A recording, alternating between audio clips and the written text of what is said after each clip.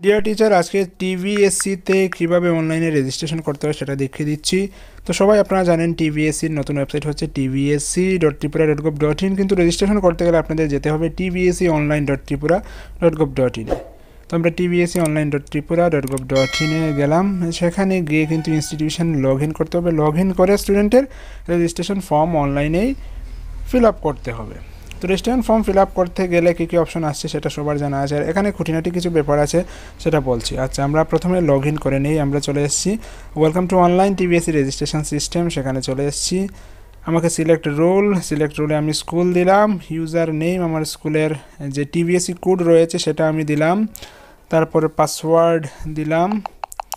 ওকে, পাসওয়ার্ডটা আমি এন্টার করছি। তারপর রয়েছে ক্যাপচা বলতে এখানে একটা অঙ্ক দেওয়া হয়েছে, সেটা করতে হবে। 16 + 6 হচ্ছে 22, 22। লগ ইন ক্লিক করলাম। লগ ইন ক্লিক করার সঙ্গে সঙ্গে কিন্তু স্কুলের এইচএমের যে মোবাইল নাম্বার রয়েছে সেই মোবাইল নাম্বার একটা ওটিপি চলে আসবে। সেই ওটিপি সেখানে দিয়ে ভ্যালিডিটি ক্লিক করলেই কিন্তু আমরা সাকসেসফুলি লগ ইন করে নিতে পারবো। লগ ইন করার পর ড্যাশবোর্ডটা এমন আসবে, ড্রাফট, ফাইনাল সাবমিশন এটসেট্রা থাকবে। তো আপনাদের কাজ হচ্ছে বাম দিকে ফর্মসে ক্লিক করবেন। ফর্মসে ক্লিক করার পর সেকেন্ডারিতে ক্লিক করার পর রেজিস্ট্রেশন বলে অপশন রয়েছে, সেটাতে ক্লিক করবেন। তো রেজিস্ট্রেশনে ক্লিক করার পর রেজিস্ট্রেশন ফর্ম চলে আসবে। সেই ফর্মটা স্টুডেন্টের ডিটেল দিয়ে ফিল আপ করতে হবে। প্রথমে হচ্ছে candidate name, first name, middle name, last name কিন্তু আলাদাভাবে লিখতে হবে। মিডল নেম যদি না থাকে শুধুমাত্র first name and last name লিখতে হবে। তারপর ফাদার্স নেম লিখতে হবে। নেক্সট হচ্ছে মাদার্স নেম।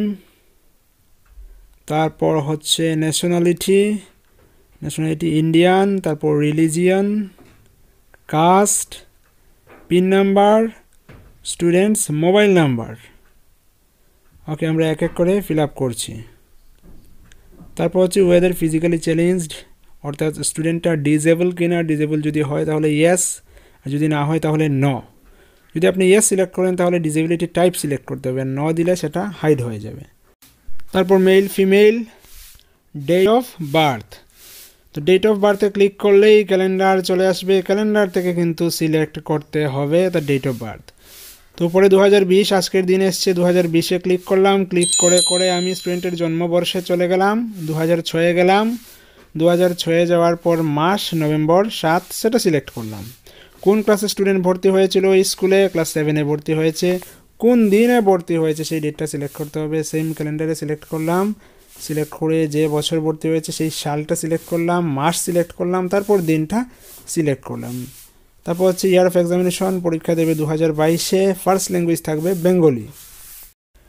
ছবি আপলোডের ক্ষেত্রে একটা সমস্যা হতে পারে। ছবি যদি এক্স্যাক্ট ডাইমেনশনে না থাকে তাহলে আপলোড নাও হতে পারে।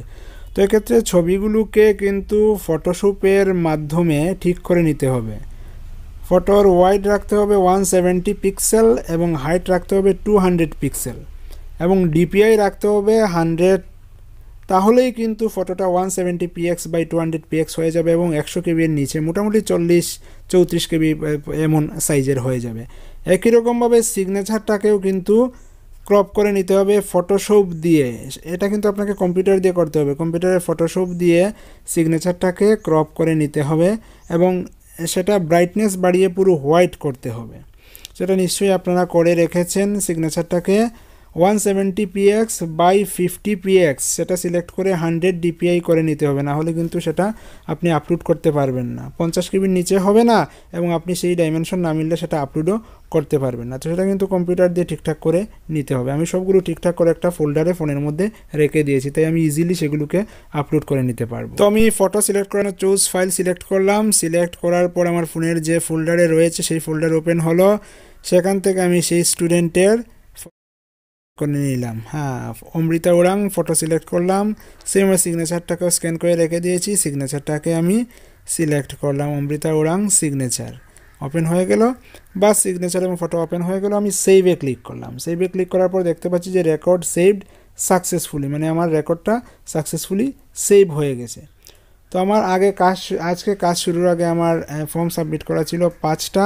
আজকে আমি একটা সাবমিট করলাম। করার পর যদি আমি ড্যাশবোর্ডে যাই দেখতে পাচ্ছি যে ড্রাফট অ্যাপ্লিকেশন 6 মানে 6টা আমার কমপ্লিট হয়ে গেছে।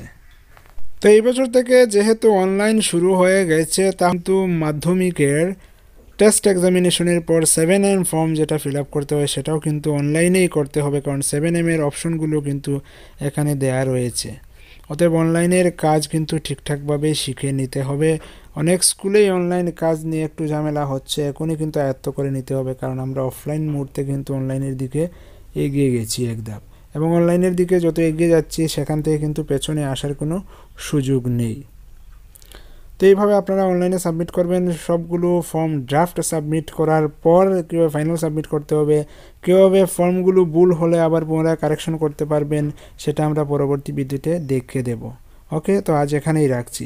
সেজন্য SMDN টিউটোরিয়াল ইউটিউব চ্যানেলের সঙ্গে থাকুন, কারণ স্টাডি সংক্রান্ত সমস্ত ধরনের আপডেট আপনারা SMDN টিউটোরিয়াল ইউটিউব চ্যানেল থেকে ঘরে বসেই পেয়ে যাবেন। তো আজ এখানে রাখছি, দেখা হচ্ছে পরবর্তীতে। ততক্ষণ ভালো থাকবেন। Keep watching and keep supporting us. Thank you.